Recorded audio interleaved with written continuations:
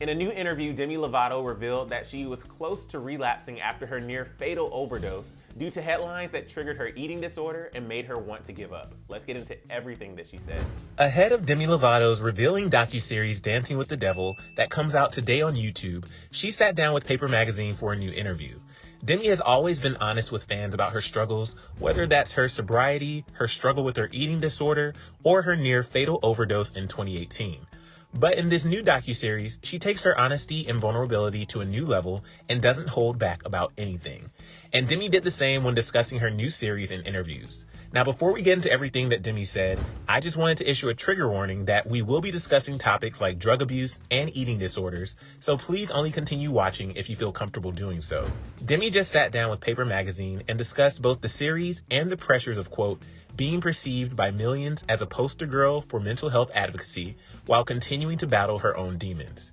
And this isn't the first time that Demi has voiced these pressures.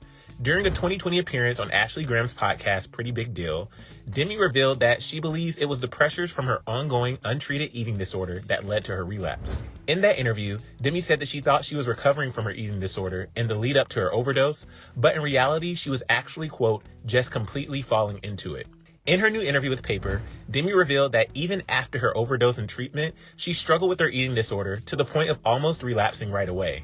She discussed having to speak to journalists and strangers about the most traumatizing moments of her life and how exhausting that has been. Demi also explained that she no longer reads articles about herself and tries not to read comments on her social media due to an incident with a headline that happened shortly after she left a rehab facility in 2018. Demi said, quote, I think it was right after I got out of rehab in 2018, I saw an article somewhere that said I was morbidly obese, and that is the most triggering thing that you could possibly write about somebody with an eating disorder. Demi went on and revealed that articles like this almost caused her to relapse again right after her near-fatal overdose. In her documentary, Demi revealed that in the months leading up to her overdose, she was using drugs like meth, ecstasy, cocaine, weed, alcohol, heroin, Oxycontin, and more. She spoke about mixing these drugs for months, saying, quote, that alone should have killed me. And after seeing the headlines about her body, Demi admitted wanting to go back to using drugs, saying, that sucked and I wanted to quit. I wanted to use, wanted to give up. And then I just realized that if I don't look at those things, then they can't affect me. So I stopped looking and I just really try not to look at anything negative. And even after all the negatives that came from seeing the headlines about herself, Demi still uses social media to share with others and spread positive messages. She said, I think the positives outweigh the negatives. I think that if they didn't, I wouldn't be doing this.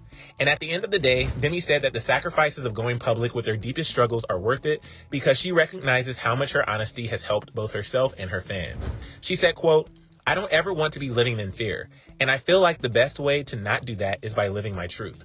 And it truly couldn't be more brave that Demi has shared her story the way she has. We know how much it's already helped so many people and will continue to for years to come. When it comes to her new album, which drops next week, Demi explained how it's a companion piece to the documentary and how it dives into her experiences this past year. She said, even though the album is not technically a soundtrack to the documentary, it kind of is. If you were to follow the track listing in order, it really goes to the way my life has played out over the last year. We can't wait to hear Demi's new music, and we're going to be watching each episode of her docuseries as soon as they come out. We also wanted to thank Demi again for her honesty and candidness about her traumatic experiences, and we've linked some resources down in the description in case you or anyone you know needs them. But if you want more on Demi Lovato, click right over here for another Clevver News video, and let us know if you've watched the docuseries yet and what you think down in the comment section below. I'm your host, Emil Ennis Jr. You can find me on Instagram at Emil Ennis Jr., and I'll see you soon right back here on Clevver News. Bye, y'all.